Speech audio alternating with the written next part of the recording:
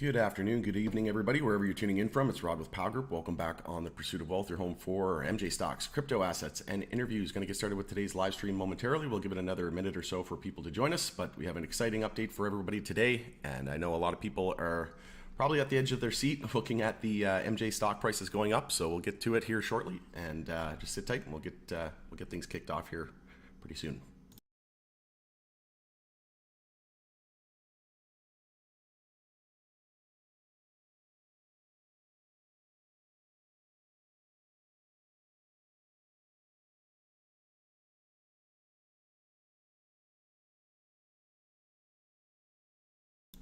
I see we have quite a few people joining us, and that's to be expected. Let me know if you're excited in the chat. Let me know where you're tuning in from as well. Going to get started here, just blasting the video out to as many groups as possible here. If you guys can all share the link and the video with everybody in your network as well, I would appreciate it. Let's get the word out to as many people as possible. Help support the movement of legalization of MJ. But welcome back on The Pursuit of Wealth, everybody. Going to get started with today's live stream. It's Rod with Pow Group, your home for MJ stocks, crypto assets, and interviews. Like I said, we've got an exciting one for you today. And smash the like, subscribe to the channel if you're new here, and tick the bell. You'll be notified on any future videos or when I go live. Just bear with me here. Like I said, let me know where you're tuning in from. We'll get started in about 15 seconds.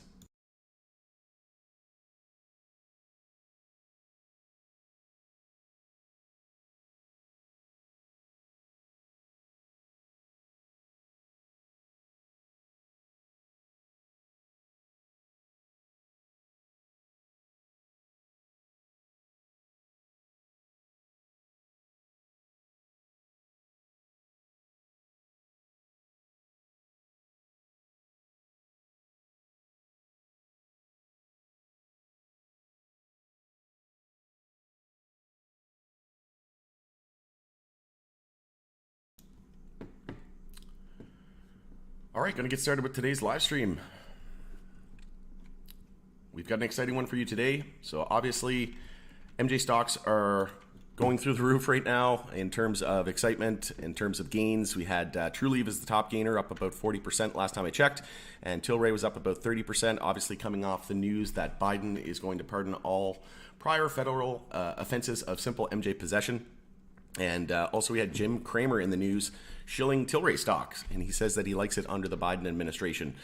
Pretty funny though how all this, this comes out out of nowhere, right? This is exactly what I anticipated.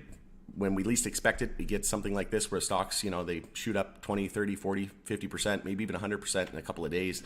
But this is obviously a step in the right direction, in my opinion, and this could be a little bit of a foreshadowing event that we could see more broader federal reform as well. And just before we get started as well, I do want to bring up, if you haven't seen the interview that I've done with Normal, just go to the playlists. You can just go to videos, actually. I'll just be quicker. But if you haven't seen this Normal interview with Morgan Fox, the political director there, it's a nonprofit, and they lobby the U.S. government with regards to MJ legalization and reform.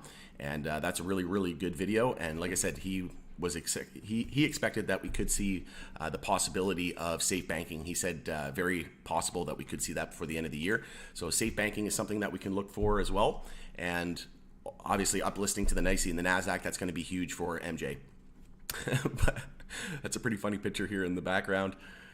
Biden, come on, man. So President Joe Biden will pardon all federal offenses of simple MJ possession. The pardons will also apply to anyone in the District of Columbia convicted of simple possession of MJ. And obviously stocks like Tilray and Canopy each jumped on the news. They didn't mention Trulieve, but Trulieve was one of the biggest gainers here today. Look at that daily candle. From the low of the day today, Trulieve was up almost 44%. And then if we take a look at Tilray off of the low of the day there, I think it was 32%, actually 36%. So it started to pump even more after I started this stream. But wanted to come on. I see we have quite a few people with us. That's to be expected. Just checking in on the chat here. So normally I do a pre-market close video and a market update.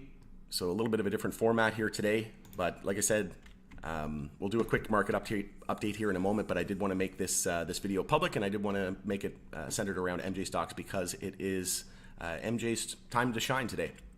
So obviously Jim Cramer, as I mentioned, likes the the Tilray stock under Biden administration, and they have the earnings, Tilray's earnings coming up tomorrow morning pre-market. So that'll be something to watch out for as well. Their analyst estimates, I'll just bring that up actually real quick here. Apologies for not having that up. But Tilray will bring up the analyst forecasts here in terms of EPS and revenue. So if you're not sure how to do that, just go to investing.com, scroll down under financials, and then click on earnings, and then it'll show you if it's a smaller name, right? If it's a low cap name that doesn't have a whole lot of coverage, analyst coverage, you're probably not going to see any value there. But in Tilray's case, being that it's probably Wall Street's poster child and favorite, definitely going to have a lot of analysts covering it. So EPS is negative 0.0853 forecasted, and revenue is forecasted at 202.75 million. So an increase from last quarter, and we'll continue to see. We know that MJ sales in Canada have been trending up, so that is good to see. Also, in other news, Musk seeks to stop the October 17th trial date to close Twitter deal on original terms. So that will be that'll be good for the market, in my opinion. But we'll just take a quick look at the crypto space here real quick before we jump into some MJ charts. And before I jump into the live chat, if anybody does have any ticker requests as well or any questions, we'll get to that here in a moment. But taking a look at the crypto space, so we're pretty much just going sideways at the moment. And Bitcoin was a daily inside bar that double daily inside bars actually that broke bullish, but back within yesterday's range. Could still see an EMA 12 and 26 bull cross. So this is looking good. The whole market, we want to see crypto, we want to see tech, and we want to see SPY, the S&P 500, continue its bullish momentum, because that's going to only help MJ stocks as well. And I know this is an MJ-centric video, but like I said, I did want to do a little bit of a different format today and just give everybody a quick health check on the broader market. So it's good that we're starting to see crypto bottom. We're starting to see the S&P 500 bottom. I did call for another leg down, and I was expecting around 320s, 330s on SPY, which would be the old previous all-time high before the C19 dump, and old resistance become new support. Do we absolutely have to get there? No, we do not. We came within about 8%. So I still think that the most likely scenario is that we're going to test that before we set a bottom here, because we are in a weekly downtrend here with the high, low, lower high, and lower low. So anything under 410 is just a weekly lower high and a weekly downtrend. So at the moment, we are expecting more downside because of the fact SPY would have to jump another 8% just to break the weekly downtrend. So we're definitely seeing the bearish momentum favor the bears right now. We're definitely favoring another leg down, in my opinion, and that could take us down to, like I said, that 330 area. And yeah, that would be obviously headwinds for MJ and all of our individual stocks, right? So we want to see SPY bottom out, and like I said, what I think is going to happen. Again, I don't have a crystal ball, don't know for sure, but what I'm anticipating, I'm preparing for all scenarios. First and foremost, right? Markets can go up, down, or sideways. So as long as you're prepared for all scenarios. But what I think my thesis is that we're going to see another leg down. We're going to set a bottom in the broader market, in the S&P 500, in the crypto space, sometime between now and the November 8th elections, and then maybe a week or two before that happens. And then we start to see the bottom being set, and then we start to recover. We start to see rallies in the stock market and in crypto, and then leading into the FOMC rate decision, which will be, I think, November 20th. We'll see perhaps maybe they only raise it by 25 basis points, or maybe they cut rates altogether. I don't think they're going to cut the rates altogether. I don't think they're not going to raise. I think it's probably going to be maybe slightly under what people are expecting. And then I think in December, when they announce another interest rate from FOMC, I think that could potentially be muted, so they don't raise it at all, and that would send markets into complete rally mode and risk on mode. And I do think we could see a pretty big rally here into the end of the year, but ultimately I'm very bearish on the S&P 500 over the next couple of years, right? So I do think that there's going to be a lot of opportunity here into the end of the year, but I do think that on the next major rally in the stock market and in crypto, it's going to be a time to unload some positions and take some profit, because we could be in for a world of hurt into the next couple of years. But you may be wondering, well, how does that affect my MJ stocks? Well, I think MJ could potentially go against the grain. Obviously, if we see a 10%, 20% drop in the S&P 500 over the next, several months or a couple of years, maybe there's some experts saying that we could even drop 50% from current levels on the S&P 500. And as I've been saying, I'm expecting potential for this .com fractal to play out, which would bring us down to around the 230s or the low 200s.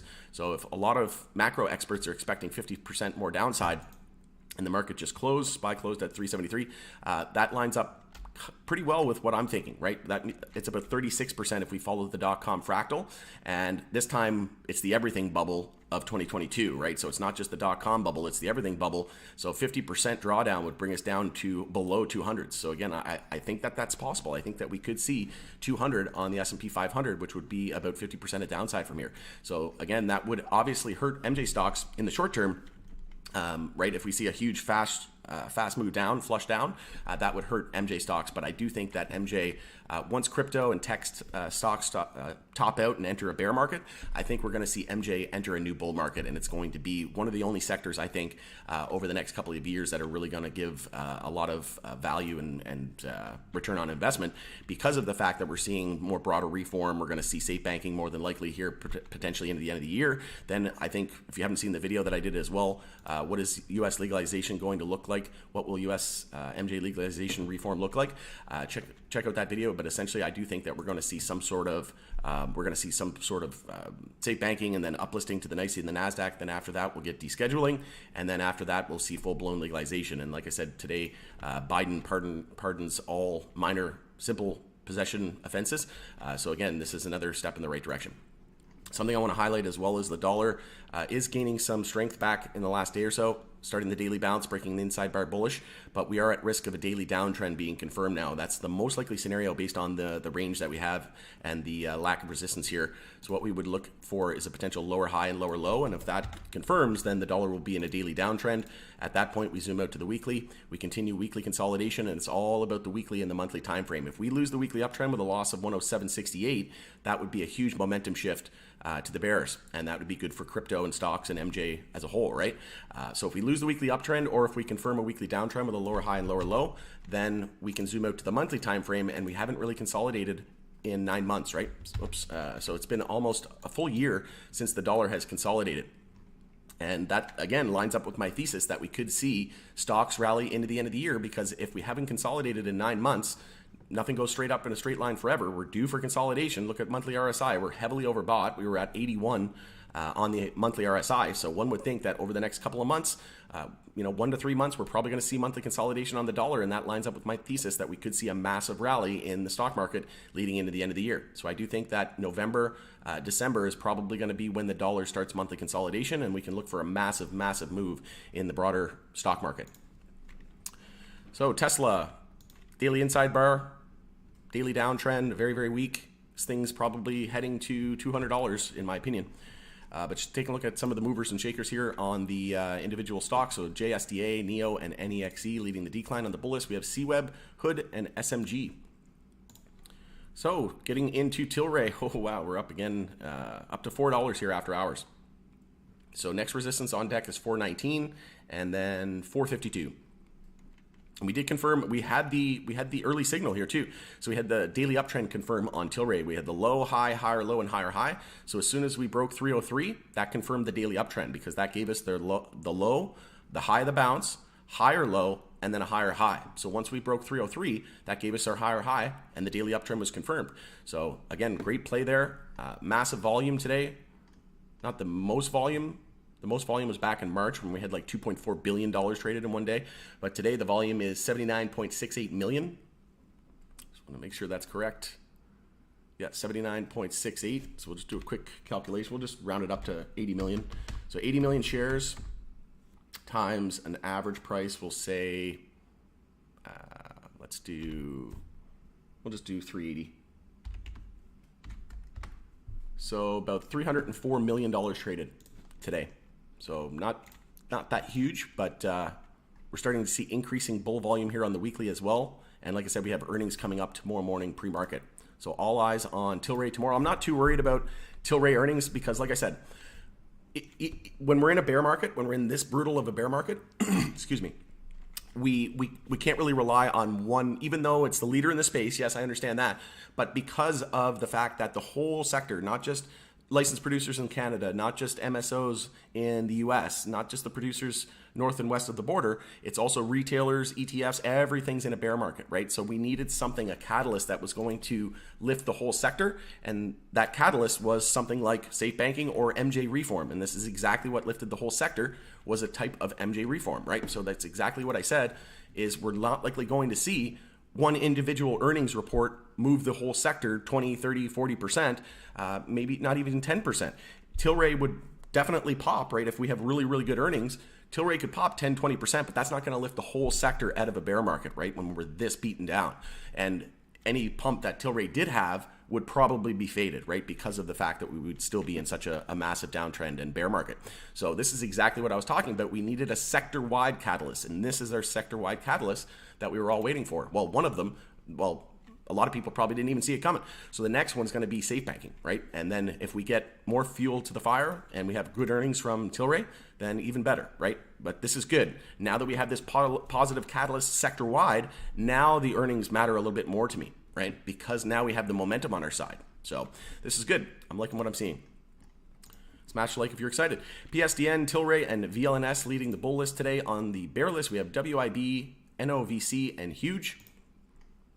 So CGC up 22%. CGC was giving us, we knew weekly consolidation was due as well, right? We had the low, high, we had like 100% move there without changing the weekly trend. So we knew it was due, and a pretty sizable pullback was likely to be coming, right? Because we had 100% move without even changing the weekly trend. So yeah, that's exactly what we were expecting. And then a 40% drawdown. Here we are bouncing into this week. Multiple weekly inside bars. So that was a good trade as well. As soon as we broke that bullish, you could have entered just on a break of that inside bar, and that would have been 25% of upside. But now it's all about 430 resistance. If we break 430 from here, we're in a weekly uptrend on CGC. But what do we know? What I've been saying for many, many months is it doesn't matter. I'm not worried about the weekly trend. We need to change the monthly trend, and the monthly trend is potential for a trend change here. So what we'll look for is if we can break that, confirm that weekly uptrend, we'll scout a higher low and then a higher high. If we confirm a monthly uptrend, then we can be confident that the bear market is over and we're potentially entering a new multi-year bull market, and we could be heading up to all-time highs.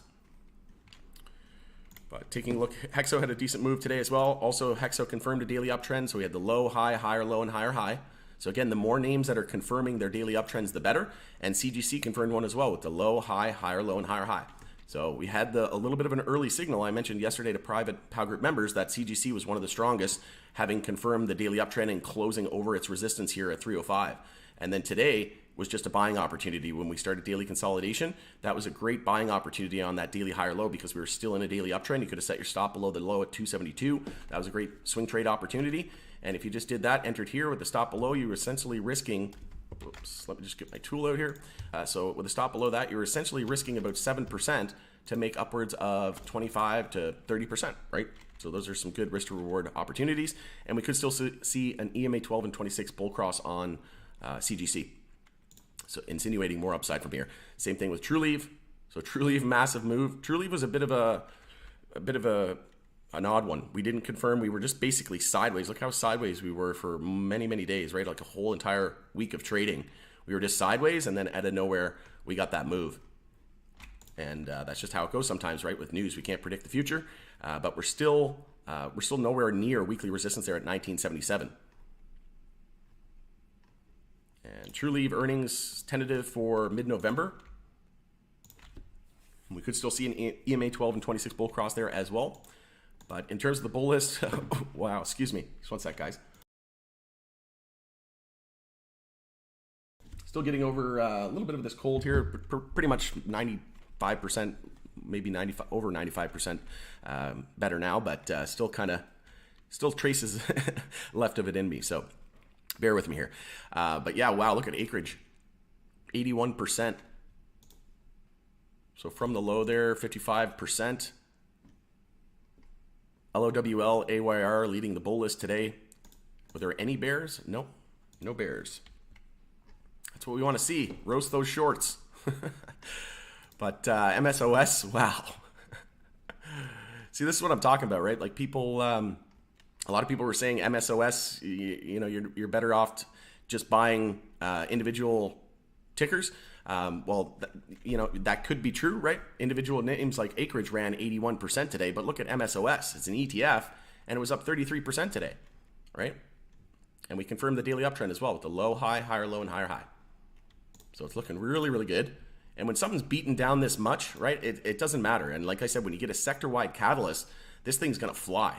right? We have basically no monthly resistance. We have a little bit of monthly resistance from the last monthly bounce there a couple months ago in August at $13.82, but realistically after $13.82, there's nothing until $33. So massive move in terms of MSOS today. And again, it's listed on a US major exchange, right? And if we take a look at the dollar volume, what was the dollar volume? 12 million shares. So we'll just do a quick calculation. 12 million times, we'll do an average price of about $12. Looking at $144 million traded. So again, still relatively low, all things considered. And like I said, Tilray was pretty low as well compared to the all-time high there. Volume, it's like we had, like I said, in this back in March, we had 302 million, almost 303 million shares traded. And for comparison, today we only had 91.5 million shares traded. So just keep an eye on that volume. We could even see more increasing bull volume. We closed at the high of the day. We are back down here though after hours. We were at like 405, getting close to that 419 resistance. But more than likely, don't be surprised if we pull back, 10, 20% tomorrow because of the lack of support and the massive range that we have.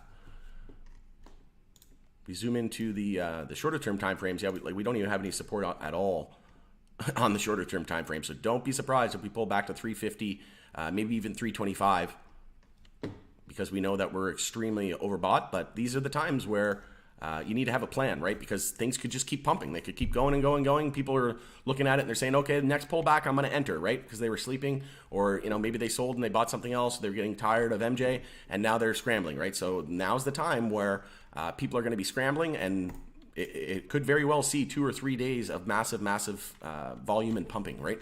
So this is why it pays to have a plan. That's why I recommend having a long-term no-touch account where you don't sell, you only buy. Again, not telling you to buy, sell, or hold, but it's my own prerogative and not financial advice, for entertainment purposes only. But this is how I get by, right? I dollar cost average. I have a long-term no-touch account, and then I have a shorter-term account. I've also been hedging with a SPY short position, and also keeping a lot of cash on the side and just dollar cost averaging.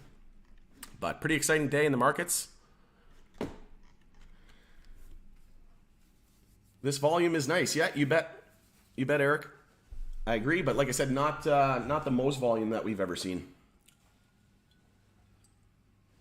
Never checked stocks all day till now. Wow, loving the MJ move. Yeah, exactly, and that's what I mean, right? A lot of people kind of checking out, and that's when you would least expect it, right? That's how these market manipulators do it. LFG, you bet. Alabama, welcome.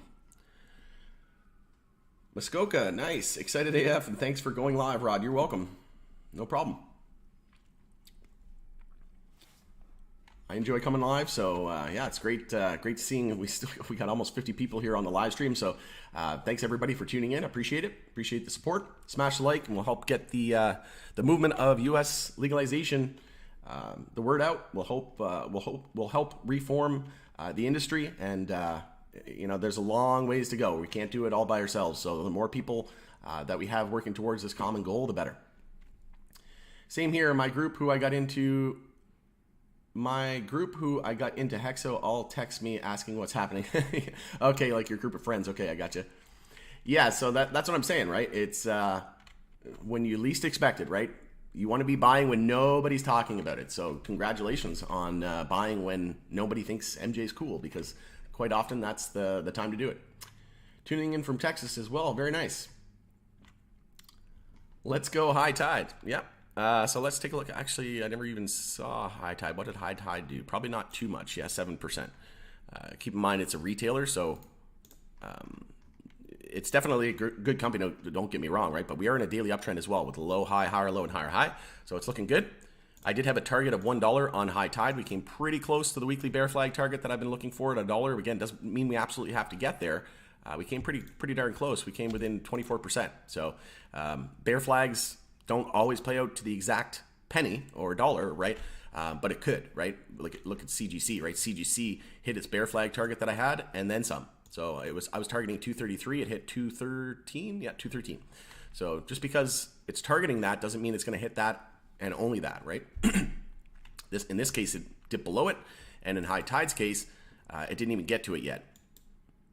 But that kind of makes sense because High Tide is a little less risky in my opinion because it's a great business. The fundamentals are great. The numbers are great.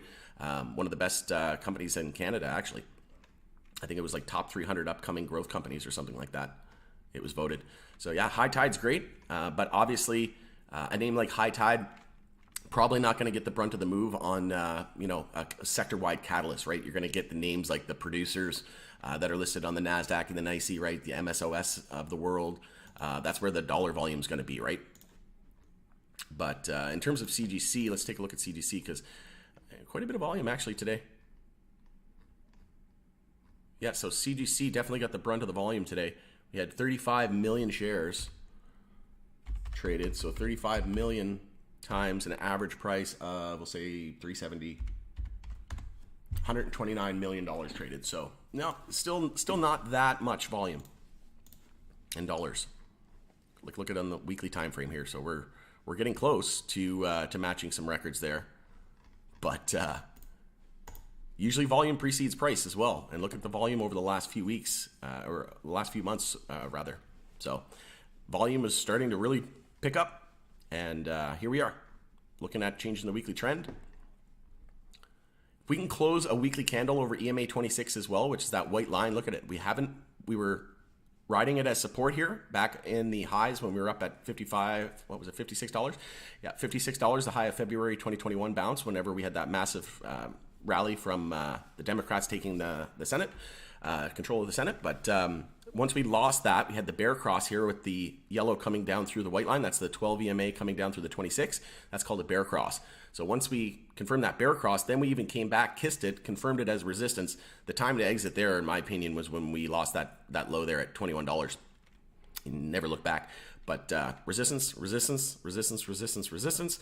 Here we are closing over EMA 12, but we haven't closed a weekly candle over EMA 26 since we saw that massive rally in the downtrend start to. Yeah, it's been a brutal bear market, but it's starting. We're starting to see signs of a reversal, and like I said, if we can close over that EMA 26, that'll be the first time since February 2021 where we closed above it after losing it as support, confirming it as resistance. So if we can close a weekly candle over 436, again, these are EMAs, so the value changes on the daily, but we'll be looking for, we'll say a close over 440 should be relatively safe to say, or even 450. We can see a weekly candle close over 450. This thing could easily be flying, and it would be good for the whole sector as well. Love how it's only the beginning. Yeah, exactly. Look how we're still so far away from just February 2021 highs, right? Like in CGC's case, we're still 14x away, 1400% away, right? So yeah, I'm not selling anytime soon. I haven't even looked at my MJ portfolio today, but I really don't care. I'm not here for 40, 50% gains. I'm here for the 400 to 1400% gains, right? Maybe even 50x, right? 10x, 50x, maybe even 100x on some names, right? Like look at MedMen. MedMen is a great opportunity. Actually, I'm curious how that moved today. 30%, but it's still only 6.5 cents. So like, look at this one. Let's say you put $1,000 into this thing, and I'm not telling you to buy it. I'm just telling you what I'm doing. The most I'll put into this one's about $2,500, and I think I'm sitting at, I'll have to check. I think it's like $1,000 or $1,500 so far. But even if you lose $1,000, even let's say you put $500 into this thing or $1,000 into this thing, kiss it goodbye, right? You're going to put $1,000 in, and you're not going to move it no matter what, right? And the most you can lose is $1,000. If this thing goes back to all-time highs, and we know that Tilray has its convertible debt now and could potentially look to buy MedMen upon U.S. federal legalization, that is 14,900. Yeah, 14,900%, right? So you're looking at a 150x, essentially. So over 100x. So if you put $1,000 into this thing and it goes back to all-time highs, you're looking at like $150,000 worth of, the profit would be like 149,000, right? Because you only put 1,000 in.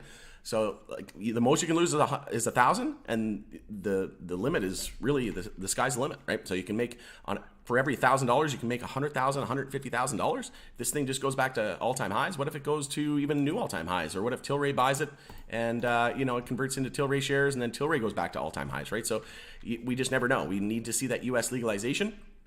And leading into safe banking and potential uplisting, it isn't really going to matter what any of these names that we pick, right? It doesn't really matter. We essentially just throw a dart and you're going to win. That's the beauty of how when things are this beaten down. But obviously, you want to go after good names, right? You don't want to be going after. You don't want to be betting on crappy companies either. So, but MedMen's an interesting one.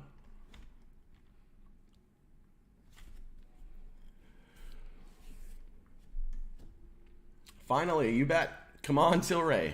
Yeah, well, we got Mr. Cramer shilling Tilray, so we've got mad money on our side and the talking heads. So funny how they all come out right on the same day as this news of Biden, right? Funny how he likes it the day that Biden pardons. Oh, man. Tilray, 80.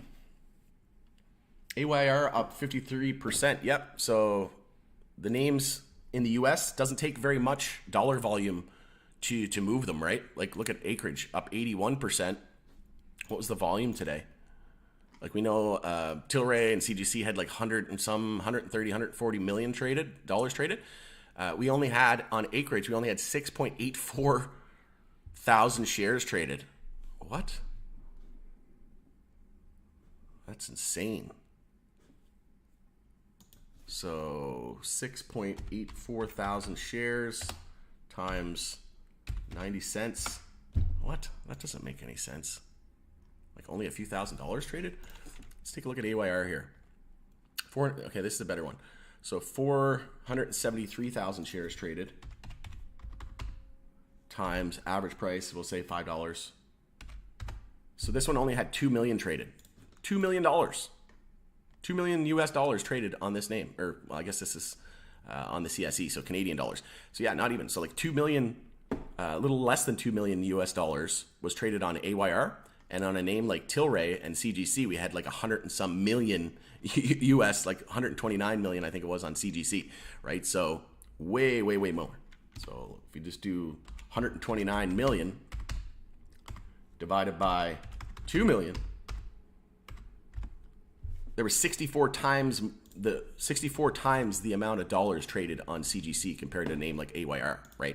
So again, until we see uplisting to the NYSE and the NASDAQ, that 100 million or 200 million or even a billion, right? If we take a look at Tilray had like $2.4 billion traded in one day in March. If we go back here to this day here, we had 302 million shares traded. So 302 million shares. And what was the price that day? Price, we closed at 856. So we'll just do 850. So we'll times that by 850. We had $2.5 billion traded in that one name alone, right? So, and today AYR only had $2 million traded, right? 2.5 billion with a B and 2 million with an M, right? So again, AYR, like these moves are nothing. This is peanuts. This is nothing compared to what we're going to see when these names uplist to the NYSE and the NASDAQ, right? So, like I said, it's only the beginning. It's going to get, the next few years are going to be extremely, extremely exciting. Boom, boom, boom, you bet. So glad you're on. The whole sector is booming. Thank you. I appreciate it. Thanks for tuning in. Moving after hours, Tilray and Hexo. Yes, you bet. Yeah, Hexo and Tilray are my biggest positions. And then MSOS. I also added TrueLeave last week. Added more. It was the first time I ever bought TrueLeave, actually. I was planning to scale in. Of course, now that I look at it, I'm like, okay, well, why didn't I buy more? But it is what it is, right? I have a lot of other names as well. I added to my Curaleaf position, my GTII, my Cresco. I also have a ton of MSOS, and can't be too down on yourself because I bought a ton of MSOS, and from the low of the day, it was up 45%. So, right, that's why it pays to be diversified as well.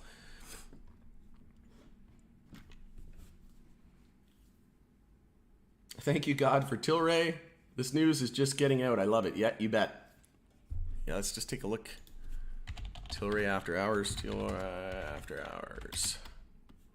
391, so basically flat. And Hexo down a little bit here as well. But again, we got to be realistic, right? So when we have a huge move like that, don't be surprised if we pull back, like I said, on Tilray to 350, maybe even 325 tomorrow based on the size of this range. But also don't be surprised if you're looking for that pullback. If you're one of those ones that missed this move and you're saying, oh, I'm waiting for a pullback, don't be surprised if we see another day a pump tomorrow, right? Because we're starting, like you said, the word's just getting out, and this came at the end of the day. We could even gap up tomorrow, right? So just be careful.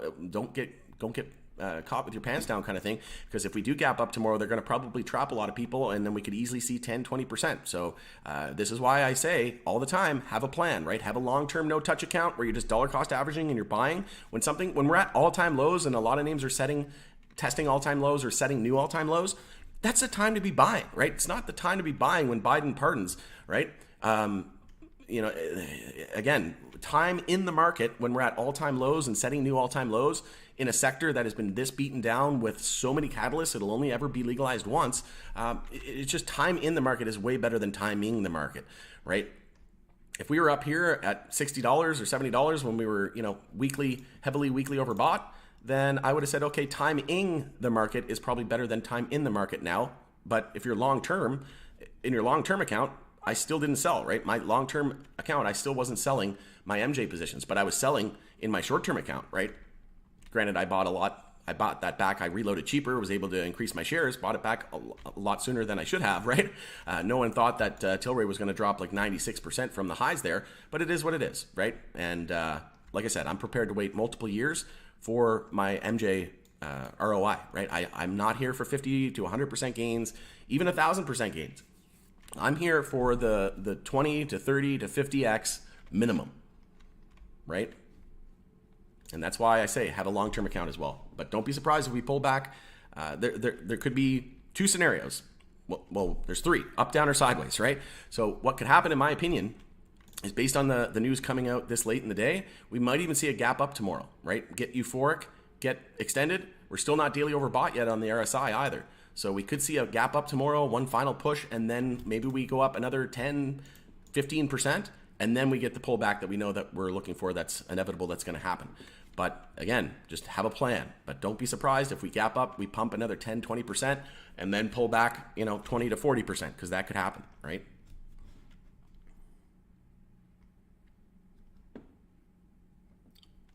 Do you use the MACD? Yeah, I use the MACD a lot. Yeah, actually, if we had a lot of buy alerts go off. So like Hexo's MACD hasn't turned bearish since it crossed bullish here in November and October of 2021. So, and we're starting to see a bull cross of the stochastic as well. Tilray almost had a bear cross in the MACD, but still bullish, and we just had a bull cross here in the stochastic, so it's looking real good. All eyes on their earnings tomorrow. And again, I have more weight behind their earnings now because we have positive momentum on our side. We had the sector-wide catalyst that we were looking for. Now we have the momentum on our side, the bullish momentum. Now we'll look to add to that momentum with the Tilray earnings tomorrow. And like I said, they're expecting a jump in revenue compared to last quarter, so this could be good. We'll want to see that carry into that momentum into tomorrow. But yeah, definitely use the MACD. MACD's been looking real good on the weekly time frame. I usually use it on the weekly time frame. Got it a Hexo and jump back in at 19 cents. Nice. Yeah, well, that's not too far off from where we are now. I think we were at 20 cents after hours. So again, like I said, don't worry about jumping out, jumping back in. It's fine because, like I said, if Hexo just goes back up to February 2021 highs, right? Even if you bought it at 19, even if you buy it at 25 cents, right? It's just from 25 cents just to February 2021 highs, you're looking at a 44x, right? That's a $1,000 investment into $44,000 if we just go back to February 2021 highs. If we go back to new all-time highs on a name like Hexo, that's 160x from current levels, right? $1,000 investment at current levels into $160,000, right? And that's why like a name like MedMen's super interesting as well, because even if you just throw $1,000 into this thing, kiss it goodbye, say, okay, I'm just putting $1,000 into this thing. If it goes to zero, I don't care. The most I can lose is $1,000. And if this thing goes back to all-time highs, that's almost 150x. Right? How many $1,000 investments would you need to change your life if it goes back to all-time 150,000? Right? But again, some would argue that MedMen's a terrible company, right? Well, even a name like Hexo could do it, right? If it goes back up to all-time highs, that's almost 150x as well, right? So it's not just MedMen. Hexo's a really good company in my opinion. It's not going anywhere. The debt problems have been solved thanks to Tilray, and Tilray and Hexo are working together, right? Just like essentially what happened when Microsoft saved Apple from bankruptcy in 1997. I bet you Microsoft's pretty happy they made that $150 million investment in Apple, right? I can guarantee you. Well, I can't guarantee you. The only guarantee is there's no guarantees, but I'm pretty confident, 99.99% confident that Tilray is going to be very, very happy with their 170-ish million investment into Hexo. I'll tell you that much right now. Maybe even look at merging the two companies later on. I doubt that'll happen. I think they're going to stay independent public companies, though. ACB is at 134. Yeah, ACB didn't see much movement today. Kind of weird. 7%. Kind of got left behind. But in a daily uptrend, though, it's still following a lot of the same trend. Just low, high, higher, low, and higher high. So ACB, low, high, higher, low, and higher high. So we are in a daily uptrend. Look for ACB to be another potential laggard. This could be a laggard into tomorrow and the next day. As we see profit come out of the big names like CGC and Tilray. MSOS, might see ACB, but personally, I really don't like ACB. They are kind of sort of pivoting their business model a little bit, focusing more on the medical side of things. But yeah, I don't own it in my portfolio at all. Just full disclosure, but not saying that there's not opportunity, and could be a nice trade here. Could even enter with a stop below the low here at 118. So a nice stop. Essentially, you'd be risking from current levels, risk about 10%.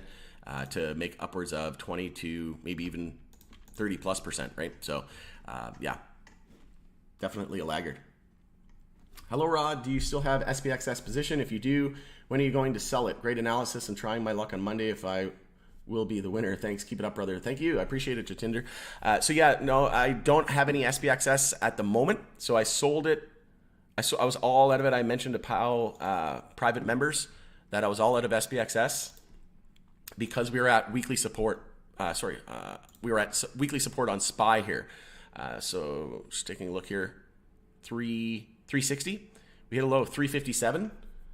And I was going to add it back. We lost 359, but I didn't pull the trigger because we weren't seeing, I wanted to see the whole markets in turmoil. And Bitcoin was still holding its lows there at 17.5. So if we would have lost 17,500 on Bitcoin, if we would have lost 360 support on SPY, and we would have saw all of the sectors breaking to new lows and the QQQs, but QQQ was another one, or no, it was NASDAQ. Yeah, it was the NASDAQ. So NASDAQ didn't even break the lows, right? So we're still pretty strong. So I held off. I'm gonna look to re-enter SPXS though at some point soon. Likely gonna wait for if we get to 380, I'll start to scale back into SPXS. But like I said at the beginning of the stream, SPY is still in a weekly downtrend, and we'd have to bounce from the high of the day, or from the high of this weekly bounce here. We'd have to jump another 8% to negate the weekly downtrend. So we're definitely favoring another leg down. We could see 330s, 340s on SPY.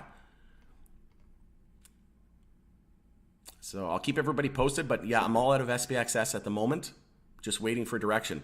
I may look to switch my mutual funds from money market, which is essentially just cash position, like bonds and stuff like that. I'll be looking to switch out of that money market in my retirement account in my mutual funds, more than likely when we get to around the 330s, 340s on SPY. And then I'll just be, I probably won't do 80% of my account like I did last time. I'll probably only do about 50%, just protecting those gains that I've had over the last couple of years, right, in my retirement account. So I made really great gains, and that's my retirement money. So I'm not going to be greedy here at this stage in the game. So just being very cautious, and SPXS. Like I said, we're getting close to a bottom here, in my opinion, on the S&P 500. So we could see a pretty big rally into the end of the year. But like I said, I think we could see one more leg down, maybe 340s, 330s on SPY, and then set a bottom a week or two before the U.S. elections. Then we start to trend back up, then into the FOMC rate decision in November 20th, and then we have another one in December. I think we could see a slightly lower FOMC rate decision in November 20th decision. Maybe, they forecast 75 basis points and it comes in at 50 or even 25 basis points. And then into December, I think they might even cut it all together. And then, like I said, that lines up well with my thesis as well, that the dollar could enter monthly consolidation mode, which hasn't happened in 9 months. So coming on almost a year without any monthly consolidation. So I think that into November, December, that lines up well with my thesis that the dollar could start to see weakness and monthly consolidation pull back to around the 104, the 100 area on the dollar. And that would be positive and good for stocks and crypto, right? And then that would, again, line up well with my thesis that we see an end of year Santa Claus rally in the broader market. So that's what I'm looking at. And like I said, I'll add SPXS. Again, if we get closer to 380, 390, I'll start to scale back in. But we are consolidating here on the weekly time frame on SPXS, and we are in a weekly uptrend with the low, high, higher, low, and higher high. So that's to be expected, right? SPY's in a weekly downtrend with the high, low, lower high, and lower low. So it's essentially just the opposite, right? Because it's an inverse. So low, high, higher, low, and higher high. So not a bad idea to start scaling into SPXS. I probably want to get it a little closer to EMA 26, maybe start to scale in around 22, $21, and then, like I said, that would probably bring us to about 380, 390 on SPY. And then you could even set your stop below 1988 on SPXS as well, because if we lose that, we lose the weekly uptrend. But we're looking at a bit of a cup and handle here in the moment as well, on a bit of a bigger cup and handle on SPXS, which is a bullish continuation pattern. And if we take a look at the low to the high there, just to give a rough estimate, we'll use the real candle body there. If we ignore that wick, just as a rough move, measured move, we'd be targeting about 50 on SPXS. So that'd be a 100% move from current levels if that cup and handle plays out. But like I said, based on the .com fractal, it's saying that we could see another leg down, set a bottom sometime between now and the end of October. So it's saying between October 17th, October 24th is where we could potentially bottom out, going back based on this .com fractal. Again, this is just, history doesn't always repeat, but it rhymes, and so far it's rhyming quite nicely, right? So we could expect one more leg down and then a bottom to be set somewhere around, like I said, the end of October, and then leading into those November 8th elections, and then into the end of November. Look at this, November 20th. It's saying that we could potentially see a weekly bounce, and then go from all the way from around 330s up to around 400. And that would be a nice rally into the end of the year. I really don't think we're going to hit new all-time highs on the S&P 500, but that doesn't mean that there won't be opportunities to be had along the way, right?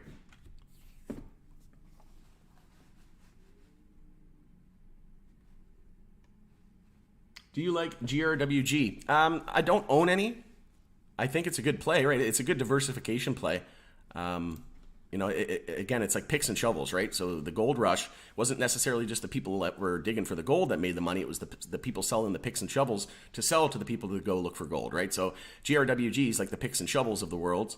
And, you know, there's like GrowDaddy in Canada. They're a private company, I think. But then you got like High Tide, right, which is a retailer, and they focus only on retailers. Hexo said that retail is the complete wrong strategy in their opinion. They didn't mean don't do retail, that retail won't be successful. They meant like licensed producers also doing their own retailing was a bad idea. And then what did CGC recently just do? They just closed their retail division, their Tokyo Smoke and Tweed shops. So Hexo was pretty much bang on. They said if you're a licensed producer, you probably shouldn't focus on retail. You should only focus on retail if that and only that is your thing, right? So the Fire and the Flowers of the world and the High Tides of the world would be that and only that is their thing, right? So I think it's a good diversification play for sure. And GRWG, just like the rest of the whole sector, just crushed on the monthly time frame, right? My dog, I don't know if you guys can hear that in the background, but there's a siren going off in the background and he's going crazy. But just taking a look here. So yeah, GRWG, very, very beaten down. So pretty much monthly oversold. So we will expect a pretty big bounce here at some point soon. Great opportunity in my opinion to enter this one. You could even set it below the low there at 262. That's pretty far away though. If you wanted to get it close to support, but you're buying near support, and we had that massive move on GRWG. We went up 26x, 24x. And then here we are down, just like the rest of the sector, down like 95%, right? From the highs of 2021. So the common theme is we're down 80 to 90% plus on all MJ since the highs of February 2021. And a lot of names are testing their all-time lows or setting their all-time lows, new all-time lows, I meant to say. But yeah, I like GRWG. Earnings are tentative for November 10th. I don't own any of it per se, but it might be in the MSOS ETF. I'm not sure. I haven't checked. There's a ton of holdings in there. That's kind of how I diversify as well in the US, because I'm still not 100% sure. I've got a pretty accurate idea of who's going to be the leaders in Canada, but because we have 4 years of legalization under our belt, right? That's why I was so confident in Hexo and Tilray, and then Hexo actually took number 1 position in market share. I started investing in it in August of 2020, when they were nowhere near number 1, and then they went to number 1, and now Tilray is actually number 1 in terms of market share as per David George Koch and BNN. They just did some high fire numbers, and Tilray actually took the spot, and OGI. So I think it's going to fluctuate. Hexo was in 3rd position. I think it's going to fluctuate. It'll continue to fluctuate, where I think OGI, I own OGI as well. I'm very bullish on them. But I'm just not 100% sold on who the leader is going to be in the U.S. I have a pretty good idea as well. I think Cresco, Cureleaf, GTII, obviously, great ones to be front runners. Trulieve, I like Trulieve, but I'm not 100% sold on they're great in Florida and everything, but they also just had that worker that died as well. It's not all about profits either. You gotta look at the whole picture. It's the safety and quality assurance, quality control, safety measures, all that stuff. And again, they haven't really operated under a legal framework yet. So there's a lot that remains to be seen in the U.S. So a lot of my diversification plan in the MSOS is for that reason, right?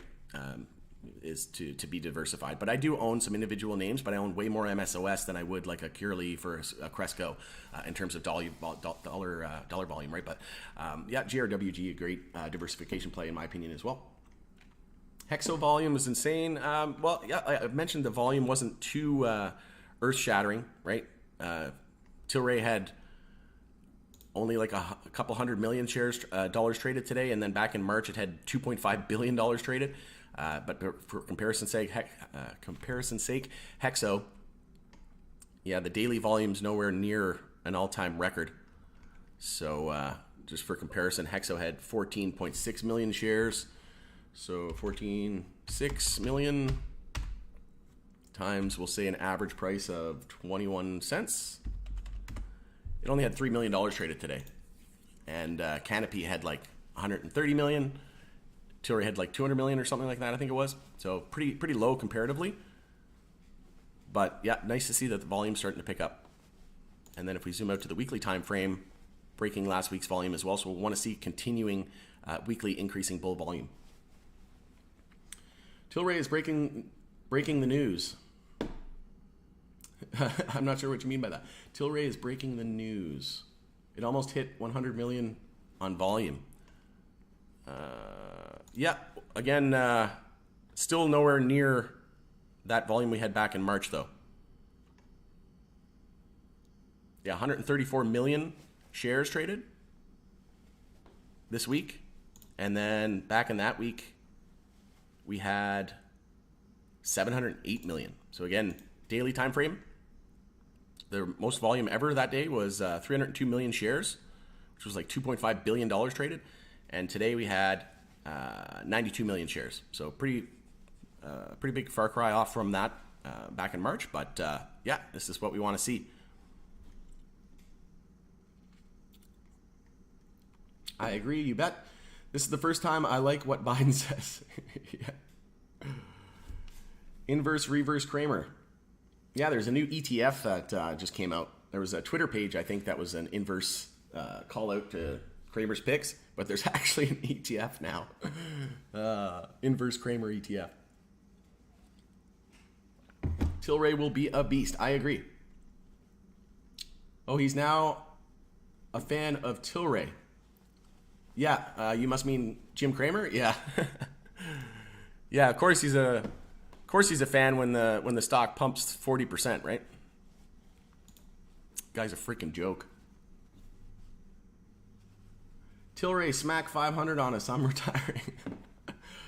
Yeah, I think a lot of people would probably sell way before 500 comes, but Tilray at $500 someday, not completely out of the question, in my opinion.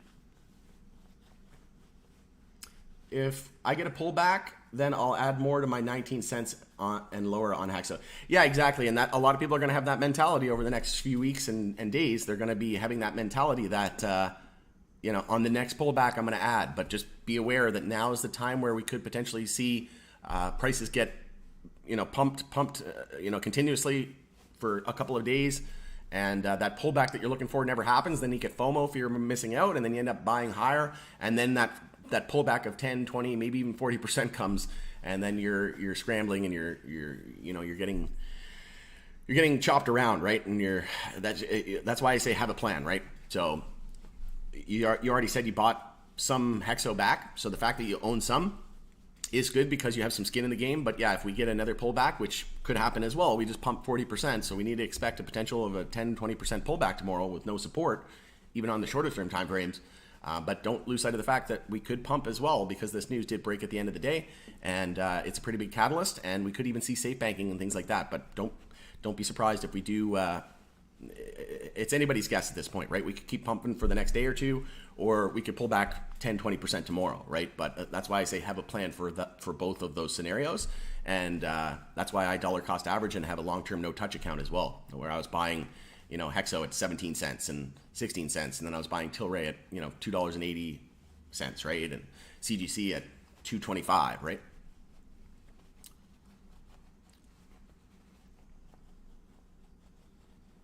Hexo hasn't even begun to run. Once this news sinks in, watch for short covering. Yep, exactly. Pretty much same could be said for all MJ stocks, for that matter, really. But yeah, I agree, Jeffrey. From a chart perspective, I'm staying in ACB. Yeah, so I'm not telling you to buy, sell, or hold. That's for sure. If you're in this name, you're probably better off just staying in it. Yeah, there's a lot more upside that could be had. Like just look at the monthly time frame, right? It's just like all MJ. We're at now's not the time to be selling it. That's for sure. If you've been in it for the long term.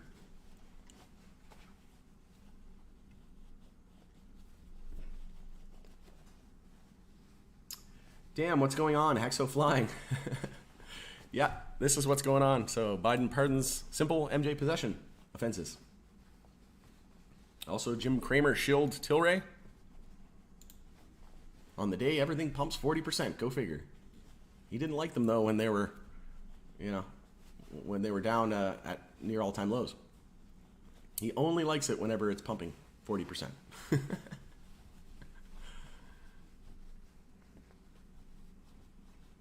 I have about 50K shares with Hexo. Very happy with today's end rally. Very. Yeah, you bet. I'm pretty much at the same amount of shares as well. I have a buy order at 15 cents, but it never hit. USD. Totally fine if it doesn't hit, though. My bags are packed, and I'll add more at 15 cents. That was an offer I couldn't refuse, and I'm okay with that. That's why I said have a plan for either scenario, right? Have a plan for going to the moon and have a plan for new lows, right? So my plan, I'm prepared for both scenarios. I could care less which happens because I know that MJ isn't going away. I don't think Hexo's going away. I don't think Tilray's going anywhere. I think Hexo and Tilray are probably going to be top 5 global MJ companies. And then, obviously we're going to have some winners and losers from the south of the border as well, right? We're going to have, there's going to, it would be naive to think that only Canadian companies are going to run the world with MJ, or only the U.S. companies are going to run the world with MJ, because, quite frankly, the U.S. isn't even legal yet, so they don't even have we don't even have any data to go off of on them operating at on a legal framework, right? So, and then once the U.S. legalizes, then they're going to have to expand, right? That's going to be a ton of capital expenditures. It's going to hurt their financials and their bottom line, obviously, because they're going to have to be expanding to meet the demand, right? Like a name like Trulieve just went through some mergers and acquisitions, and a lot of different states are not allowing any more lotteries, right? So they're not issuing any more licenses. So for these companies to get into different markets and areas of the U.S., they might have to buy other companies, and that could be dilution, right? They could either offer stock, or they have to dip into their cash reserves, right? And then, or they buy facilities and they retrofit them, or they buy already purpose, maybe the purpose for those facilities are already there and they're already grow rooms and everything, but they might have to buy a complete, maybe they have to buy just land and then build it complete from scratch, right? which would be very, very cost intensive and hurt their bottom line and their capital expenditures, right? So again, I think that the U.S. companies, there's going to be winners and losers both sides of the border, and there's going to be winners and losers in Europe and Latin America and abroad. But I do think that there's going to be a couple companies in Canada that are going to be top 5 globally, and then there'll be a couple in the U.S., maybe a few more in the U.S. Looking forward to how tomorrow and all next week goes. Yeah, so again, tomorrow morning, we'll get Tilray's earnings. So that'll be, we'll be looking for these numbers here. Negative 0.0853, we'll want to see a beat on that. That's the estimate for EPS, earnings per share, and the revenue's forecasted at $202.75 million, so an increase from last quarter. So we'll want to see a beat of that. So if it comes in at like $210 million or $220 million, I'm not expecting a huge beat like that, but and then EPS, if we come in positive or something like that, that could, again, if we didn't get this news today about Biden pardons all the simple possession offenses, if we didn't get that, I wouldn't have cared so much about Tilray's earnings, because Tilray would not lift the whole sector 20, 30, 40% like we saw today in MJ, but this would, right? This Biden news would. So now that we have this Biden news and momentum, now the Tilray earnings matter a lot more to me because we have that momentum on our side. So we'll look to add more gas to the fire, essentially. Go Hexo, you bet. Go MJ. I want all MJ to do well. Do High Tide own or rent their properties? They just bought a bunch of different companies, but I'm pretty sure they. That's a good question. I'm not 100% sure. If somebody else knows in the chat, can let Leisha know. I'd have to look into that one. But you mean like, do they lease their properties kind of thing? That's a good question. I'm not sure. Cramer is a joke. Yeah, I agree. We can hear him. Monique says, you bet. Burn all MJ shorts. Yep, I agree. They'll get burned in time. But they'll probably be jumping in tomorrow or Monday. Like I said, we could see a couple more days of pump. And then it'll really depend on these Tilray earnings into tomorrow as well. That's the whole sector will be looking at these earnings now, right? And if they're bad, that's not going to be good. But if they're good, now we have the momentum on our side, and that could continue the spillover from this, right? So I think the potential rescheduling is huge. Yeah, absolutely. And I did a video, like I said, on what will U.S. MJ legalization reform look like. In that video, I said that we're probably going to get safe banking and uplisting to the NYSE and the NASDAQ so that the Wall Street bankers can get positioned and manipulate the market like they always done, right? We can't have an unmanipulated market because that would be shameful. So they'll pass safe banking, right? And then they'll get uplisting to the NYSE and the NASDAQ so that the JP Morgans, the Morgan Stanleys, the Goldman Sachs of the world can buy MJ stocks before the masses. Then they'll pay off all their media friends to pump, go on BNN or go on CNBC and put the main headline, an MJ article, only after they get positioned, right? And then they'll start to shill to the masses, to the herd, right, to the retail investors, and then we'll get descheduling, and then we'll probably get full-blown MJ legalization, right? That's what I think is going to happen. But in that video, I go over that and my timelines and everything. One last question. If there is a pullback and you had a little to invest, would you cost average down with something like Hexo at 169 or take a new position, something like MSOS? Well, good question. So it depends on how much exposure you have to other companies. So if you already own MSOS, that's a big difference. If you don't own MSOS, that's a big difference too, right? So if you didn't own MSOS, I would probably encourage you to buy MSOS. But if you do own MSOS, yeah, Hexo's the best, the more risk to reward, right? You could get way more reward on a name like Hexo, in my opinion. But great question. Hopefully that answers your question. Let me know. Rod, do you think we can see Hexo again, 17 cents? It's possible.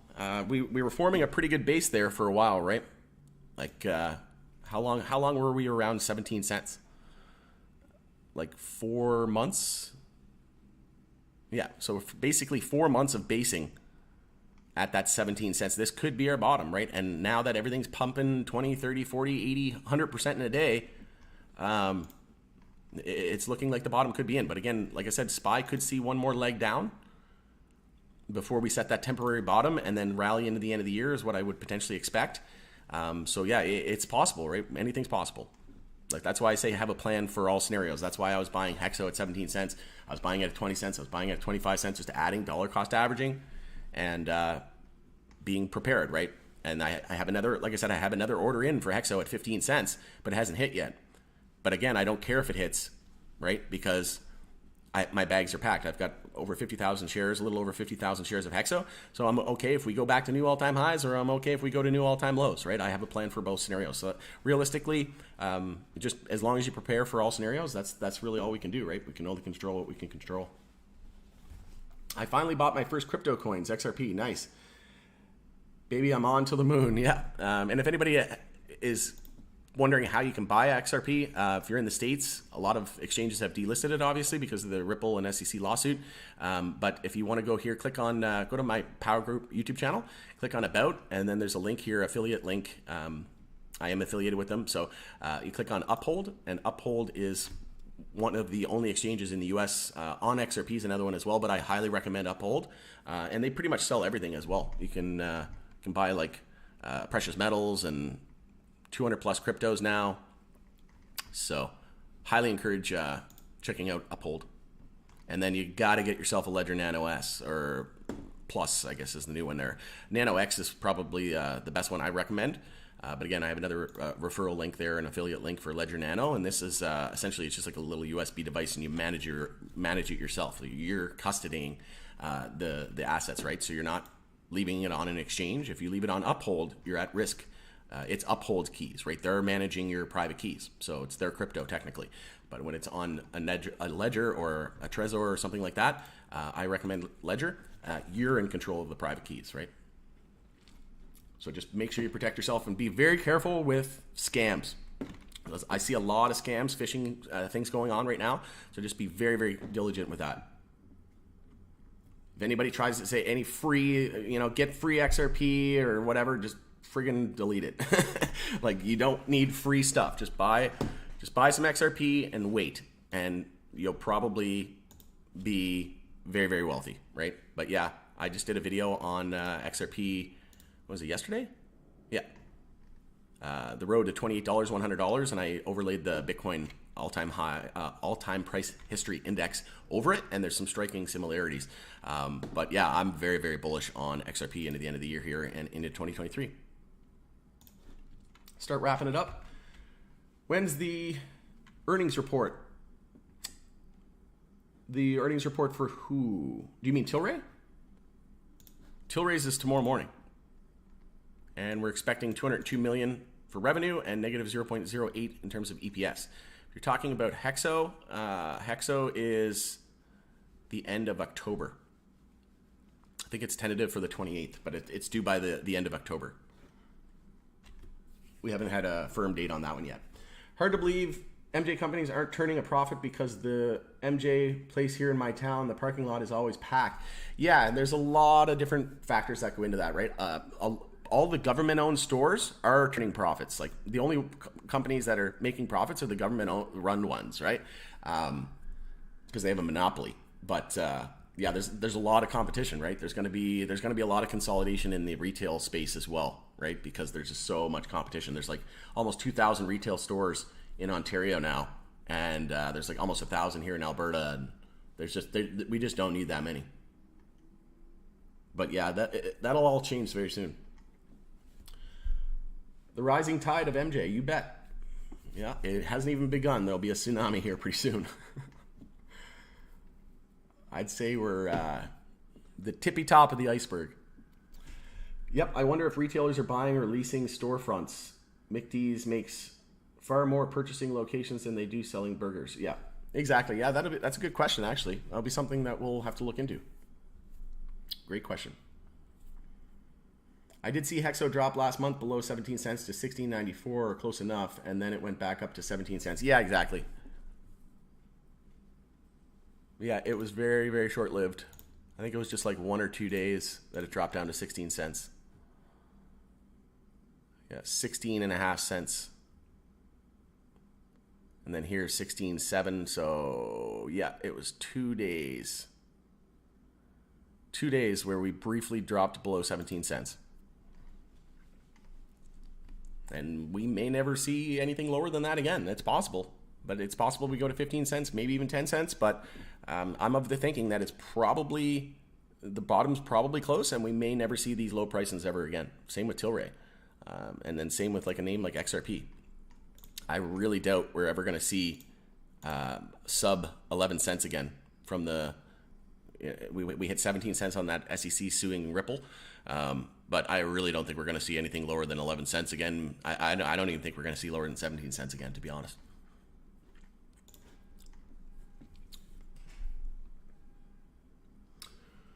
Help the cause and cancel your Hexo 15-cent buy order. Change it to $1.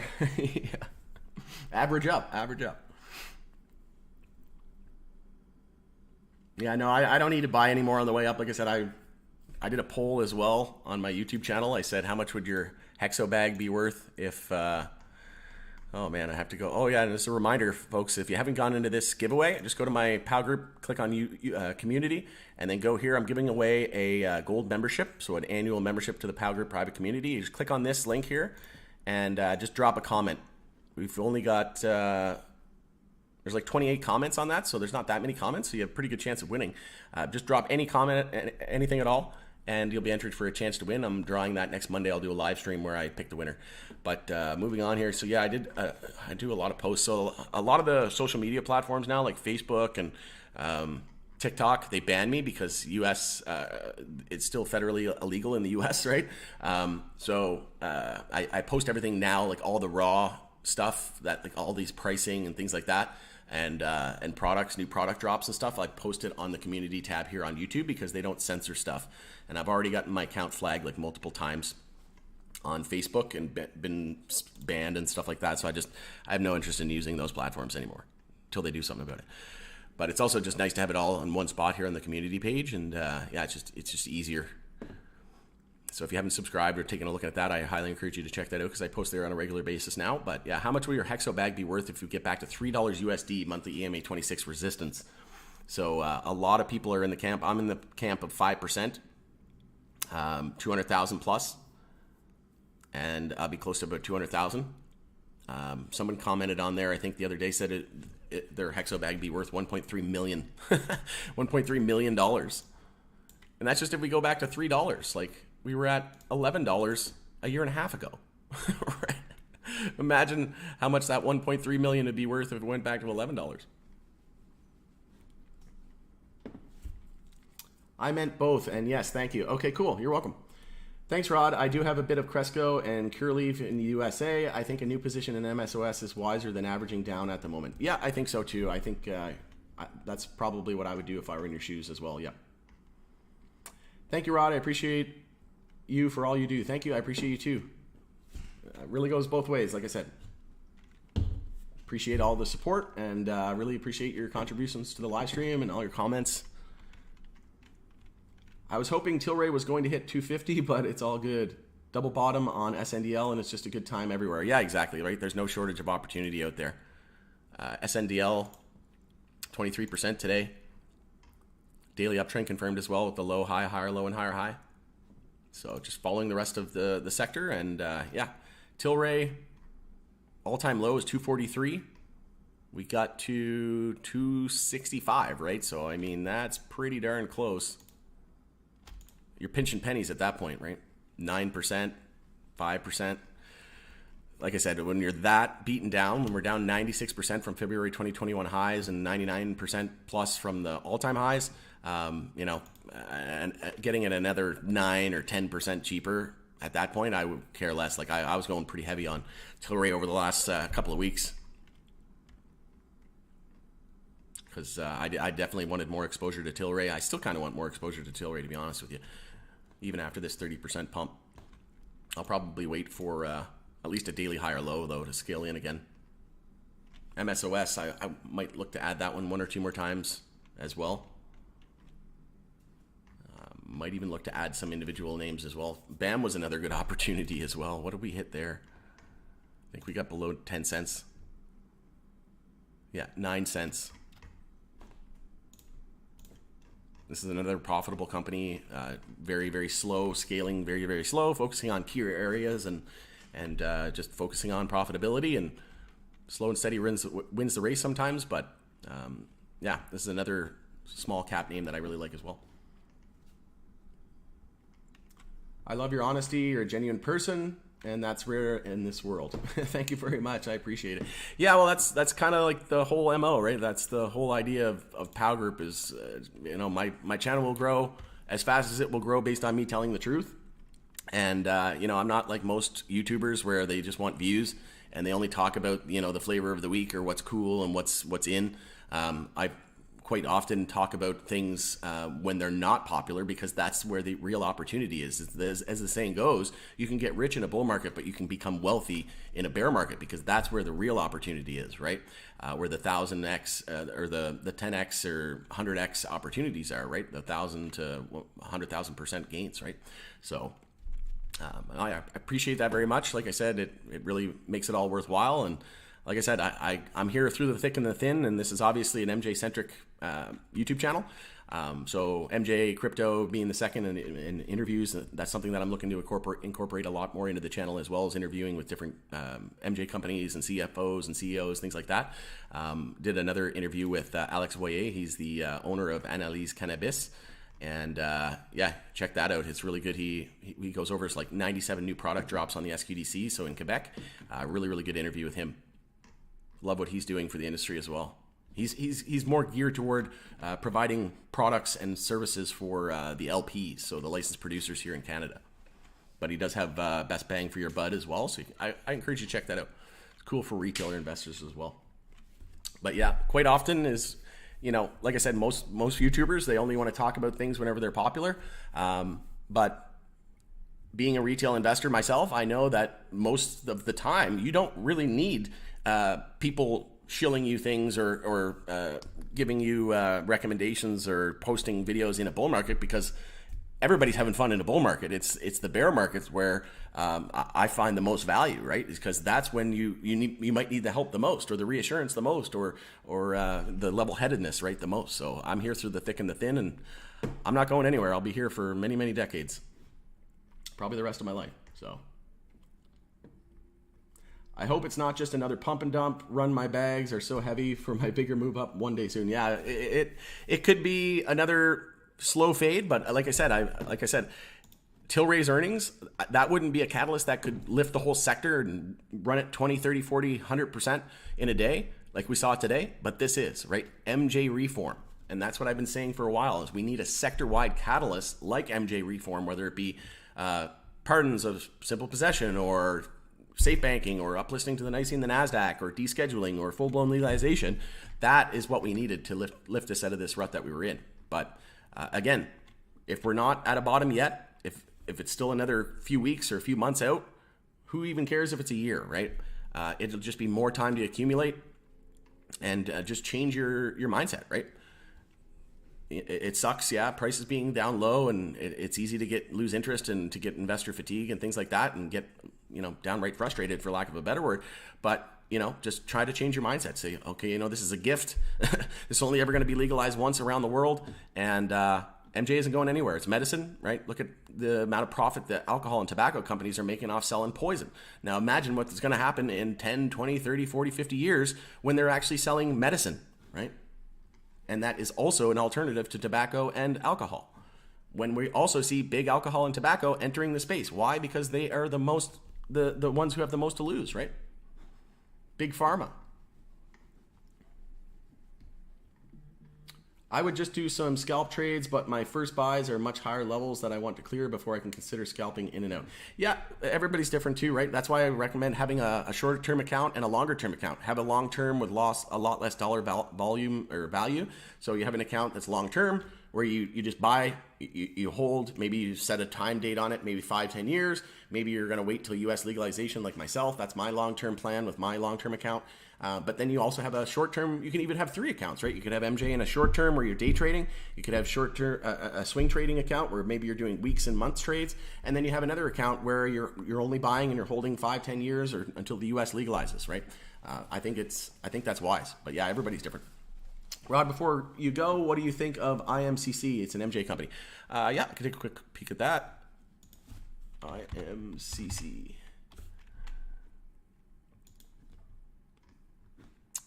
So daily uptrend confirmed with the low, high, higher, low, and higher high. Could be a nice laggard play. Like I said, EMA 12 and 26 bull cross potential there leading into the next few days.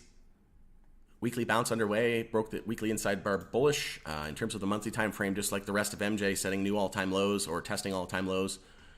Down probably 99%, I would say, off the top of this one. Yeah, 90, almost 98.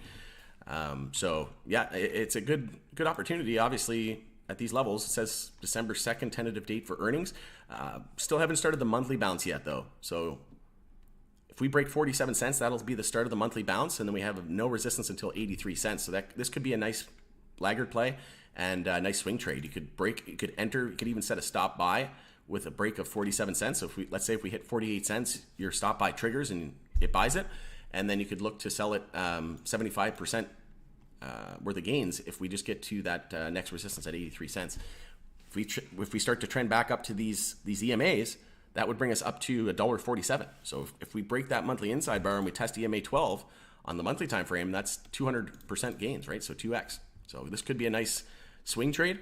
In terms of like a long-term investment, I wouldn't know enough about the company to give my honest, genuine perspective, but you know, it could be a great play, just like most MJ, right? Like there's no shortage of good deals out there, but I think that, you know, there's a lot other better potential opportunities out there. Just kind of my 2 cents, but yeah, I'd have to look into this one a bit more, to be honest. I assume it's in. Is it a Canadian company? It's on the NASDAQ, so.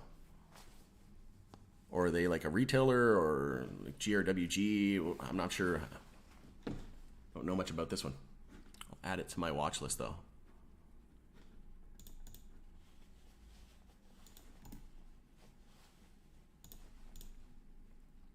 Cool. Hope that helps. So tell us more about what news is pumping this move for the sector. Yeah, so it's this MJ being forgiven the pardons essentially for those offenses for simple possession, and then this is obviously, well, the stock prices were just so insanely down and beaten down, right, that it wouldn't take much for it, news to really move the sector. And this is the catalyst, the sector-wide catalyst that I was saying that we needed, something like safe banking or uplisting or reform, descheduling, you know, some sort of legalization reform, and that's exactly what we got. And I said look for it into the fall, and we could even see safe banking still potentially pass and uplisting to the NYSE and the Nasdaq here in a lame duck session. If the Republicans take the House or the Senate, we could see in the lame duck session. That just means before they turn over before the House and the Senate get revamped and they turn it over to the Republicans. If that happens, again, I'm not getting political. I don't care who wins, and I'm not saying I think they're going to win or I hope they win. I don't care. I'm from Canada. I really don't care. I just want what's best for MJ.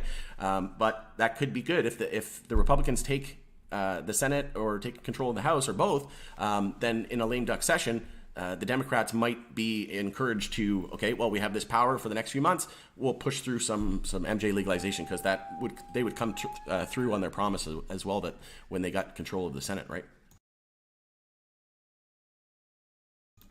But yeah, obviously, Jim Cramer had a lot to do with this pump as well. Just kidding. But yeah, no, it's basically because of this, right? And then also Tilray earnings tomorrow will be some momentum that we can look to see into tomorrow.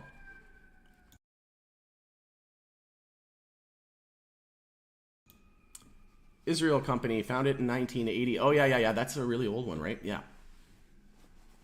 Yeah, like I said, there's going to be winners and losers all over the globe, right? So it would be naive and short-sighted, in my opinion, to think that only Canadian companies or only American companies are worth looking into, right? So yeah, I would agree.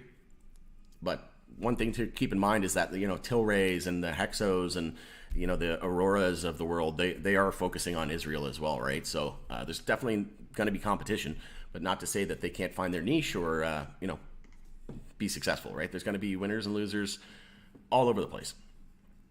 MJ is going to be a massive industry. Thoughts on Tilray in December? Well, we have the next earnings isn't tentative until the second week of January, so we shouldn't see much. But like I said, it lines up well with an end-of-year stock market rally.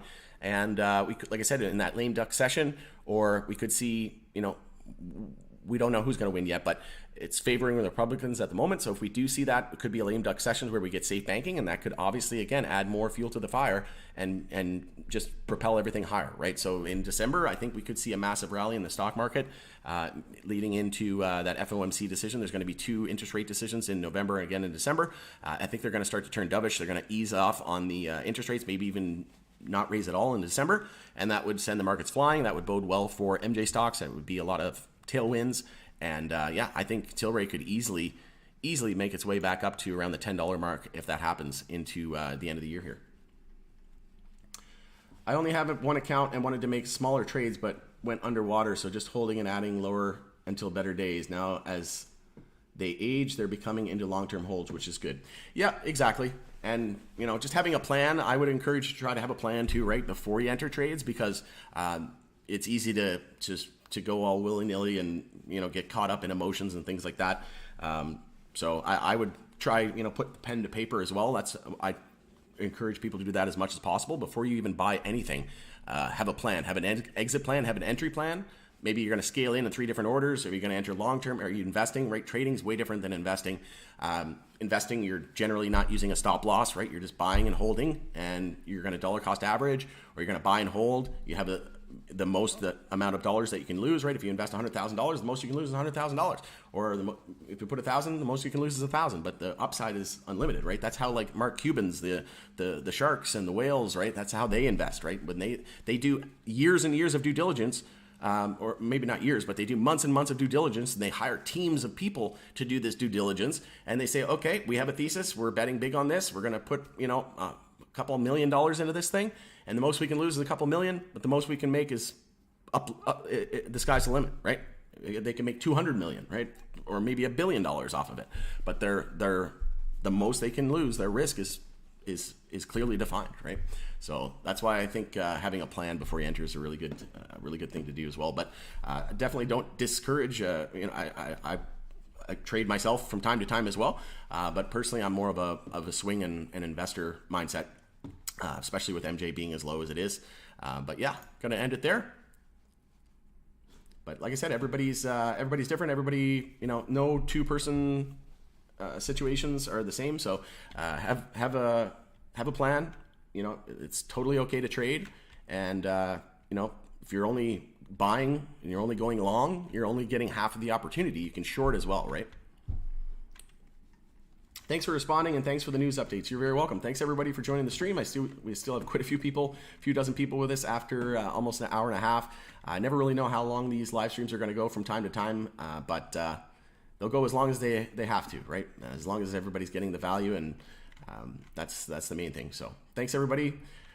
Appreciate it. If you can smash the like on your way out, if you think I earned it here today, also share the video with anybody that might find value, and let's help get the word out about MJ. It's like we got a new subscriber. Cool. All right, going to end it there, guys. Thanks so much. Have a great night. We'll see you on the next video.